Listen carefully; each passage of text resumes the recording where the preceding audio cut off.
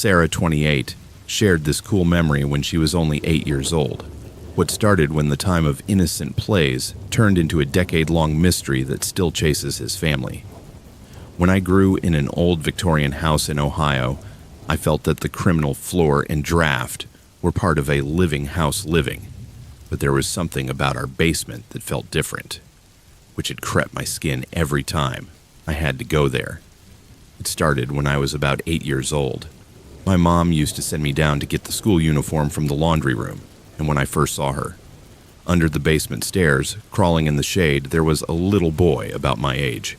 He had light brown hair, and I had ever seen blue eyes, but had a lot of wrong with my face. It was twisted by anger and sadness. "I just want to go out and play," he will cry, his voice echo in the humid basement air. The first time I saw him, I was so shocked that I dropped the basket with a washing basket and ran upwards. My heart quickly became a drum. When I told my mother about Thomas, I decided to call her. She brushed it as a very active imagination. But Thomas continued to show up, always in one place under the stairs, always crying, always angry. I used to bother most that he never felt age. The month went by, then the year, and when I got longer, and Thomas was the same short, 5 years old. In fact, the awful part came when my younger brother started talking. He began to mention his fictional friends, Thomas, George Rink, and Johnny Boggs. He said Thomas just stayed in the basement, but other people were playing with them everywhere, even outside. When I heard that my brother mentions Thomas, the ice passes through my friends. How can he know about Thomas? Years later, when I was 16 years old, my mother was to wash clothes in the basement when a marble rolled from the stairs. He saw, but there was nothing there. One morning, he saw what he felt that my youngest brother is pursuing the steps in the basement and buttoned the school shirt. He called her just 10 minutes later to find out that all my brothers were still up, slept, and had no clothes for school. Then he finally saw him clearly. The little boy turned, and she could see that she was not one of her children. He had light brown hair, blue eyes, and wore an old-fashioned overall. She looked dusty and dirty as she played in the ground for hours. As she entered the streaming of sunlight through the basement window, she could see that she was transparent. "What do you want?" he asked. His voice trembled. He looked at him with the sad, desperate eyes and said, "I just want to go out and play." Then he went to the back door and disappeared.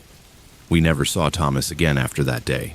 But sometimes, late at night, I still wonder who he was and why he was trapped in our basement all these years. It was thought he had gone there long before he left, watched other families, crying after someone was playing him, but gives me bad dreams. The one who bothers me the most is that this lonely soul for years tried to join us and tried to find a way to move on. And we almost remember him completely.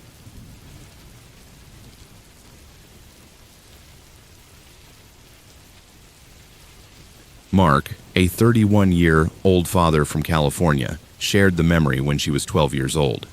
His family looked like a proper suburban house, but some evil was waiting in the dark between the walls. When I was 12 years old, the family went into a beautiful 2-story house, which looked like a neighborhood.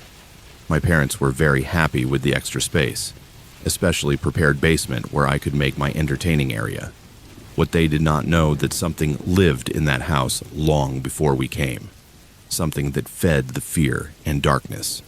The first sign was something wrong came to the house during our second week. I played video games in my basement room when I heard padiatra upwards. However, they were not normal footsteps. They were conscious, heavy, and they moved into a pattern, from the kitchen to the living room, then back, repeatedly. The top floor will be trapped in the perfect rhythm when some went.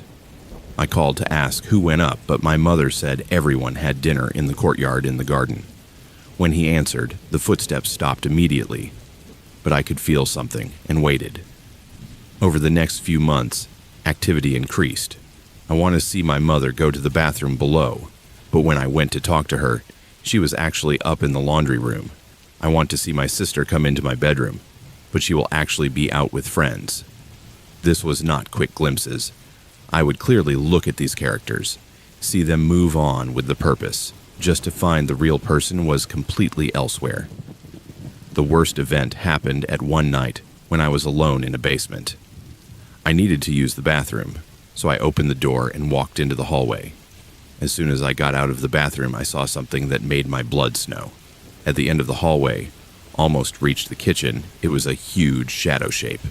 It had the original form of a human with weapons, but no legs, when it was wearing a long dress or rebel.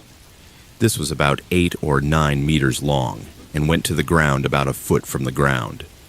I could see it clearly in my peripheral view, but when I tried to see it directly, it seemed shift and blot. I was paralyzed with fear, but I knew I had to go back to my room. As I slowly walked under a time, I could see the shade in the living room and keep an eye on my movement. It wasn't just looking at me, it was hunting for me. The next meeting took place a few nights, and it almost broke my holiness. I woke up around 3 o'clock for the sound of walking in my room. Otherwise, steps, something heavy, such as furniture, are pulled on the floor.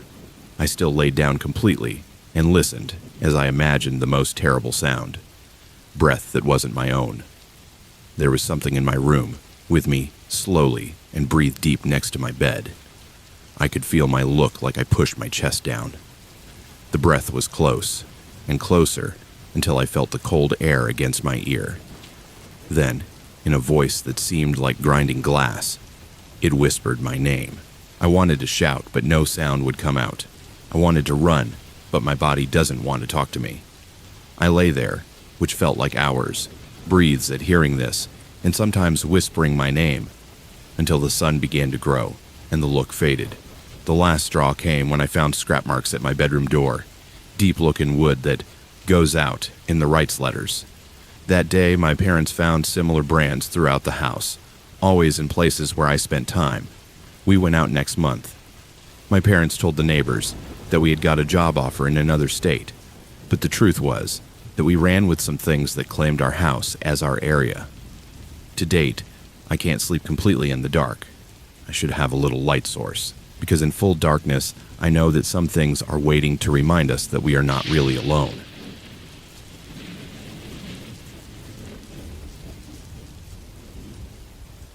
"25. Year. Gold. Jessica remembered this awful childhood memory since she was only 6 years old. What happened a summer afternoon in the grandmother's garden, she changed the understanding of safety forever. When I was 6 years old, I spent every summer in my grandmother's home in the rural Pennsylvania. He had this beautiful property with an acre garden, fruit wood, and a small drain that went behind the ground. It was a paradise for a child, to discover endless places and imagine. In the summer, I became aware that the sky could hide demons. My grandmother's house was old, built in the 19th century, which had rooms connected for generations. Everywhere there were weird little nooks and cranes, and especially a room always made me uncomfortable, the old pantry associated with the basement. The door was always closed, and when I asked my grandmother about it, she just wanted to say it was for storage and wanted to change the subject. A warm July afternoon, I played in the garden behind the house when I saw something that wasn't. Near the old apple trees, partly hidden by overgrowth bushes, was a man. He had fallen down, completely quiet, just saw me play. He was far away, that I couldn't make his face clear, but some about his attitude changed his stomach with fear. I ran in to tell my grandmother, but when we got back together, he had gone. He assured me that it probably did just a neighboring control on his property line, but I could look anxiety in his eyes. That night, he closed all the doors and windows, which he had never done before. The next day, he returned. This time he was near, maybe 30 meters from where I built a fairy house with sticks and leaves. He stood now, was absolutely motionless, and I could see that he was wearing black clothes that looked old and dirty. Her hair was long and unknown, and when the wind changed, I caught a smell that made me gug. For example, something that was buried in the ground for a very long time. The one who panics me was his face. He had these yellow, rotting teeth, and his eyes were completely black, not just dark, but really black. Such holes were burned through his head. When he saw me look at him, he smiled, and when I saw his teeth not just yellow, some were brown, others were completely missed, I shouted and ran to the house, but when I looked back, he followed me. Not to run, not run fast, but slide on the ground like his feet did not affect the earth. Their movements were wrong, very smooth, very calm. My grandmother heard me shout and came out with his old hunting rifle. He immediately looked at her and shouted for her to get off her property. The man stopped walking and bent his head at an unnatural angle while studying us. Then he used to talk, and his voice was like a sound of wind through dead leaves. "The child is in deep places," he said, and a long yellow finger pointing to me. "He's marked." My grandmother shot a warning in the air, but instead of running, the man began to laugh. It was the most terrible sound I had ever heard. For example, a glass breaking mixed with a child's cry. He laughed and laughed because he slowly returned to trainee, never taken the black eyes. That night, my grandmother got me and told me the truth about our family history with that property. The closed room in the pantry carried the tunnels used under the Underground Railway, but some used the tunnels, which stole children from the region for generations. He showed me back the clips of old newspapers for more than 100 years. Children who were missed, always near our property, always in the summer. The descriptions of witnesses were always the same: a long, thin man with black eyes and rotated his teeth, which he moved forward, as he was not completely human. "He waits," my grandmother whispered and shook her hands. She grabbed the old papers. "Every couple of decades he comes back and looks for a child who can clearly see him. Once you've seen him, he really saw him. He knows you want what he wants." We left the same night.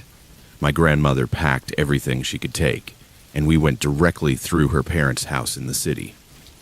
He sold the property in a month, again, not installing his foot on the ground. But sometimes, still as an adult, I catch the awful smell, as something rots, something in the humid earth, and I know he's still looking for me. I know he is still waiting for the deep, dark places. Just something can be really evil as a patient. The worst is dreams. In my bad dreams, I have returned to that garden, but I am 6 years old again, small and helpless. And he is there, stands on the edge of the trees, smiles with the terrible teeth, whispers that it is time to come home in deep places where there are children like me. These 3 stories share a common thread that goes through the deepest corners of human experience: vulnerability in childhood, when our brains are the most open to impossible, and our fear is the clean and honest. Each storyteller really administered Ed to these events, and burned with a clarity in his memories that it could not wither 20 years. These stories that are exclusively cool are not just their content, but the way they have shaped their entire lives to these individuals. Sarah still can't get into the basement without seeing it. Mark requires a nightlight as a big man with his own children. Jessica moved across the country, but still checks for the rotten smell that indicates his father. Perhaps everyone will probably be most upset that these meetings did not divorce. Sarah's mother finally looked Thomas. Whatever Mark's family claimed, he ran from his house instead. Jessica's grandmother knew the truth about the dark story of her property. These stories remind us that childhood is not just a time of innocence and surprise. This is still when we are most vulnerable to the forces we do not understand, most likely to meet things that adults will reject as impossible. But children who lived through these experiences take them as adults, provide proof that some things are very real to forget, are very awful to explain, and are very important to ignore. The next time you hear a child talk about fictional friends or claim they saw something that couldn't be there, remember these stories.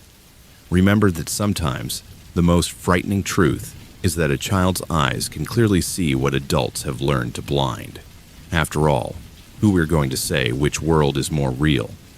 That we have made sure we exist, or where there is a substance in the shade where there is still dead, and where some hungry can never be happy. Sweet dreams.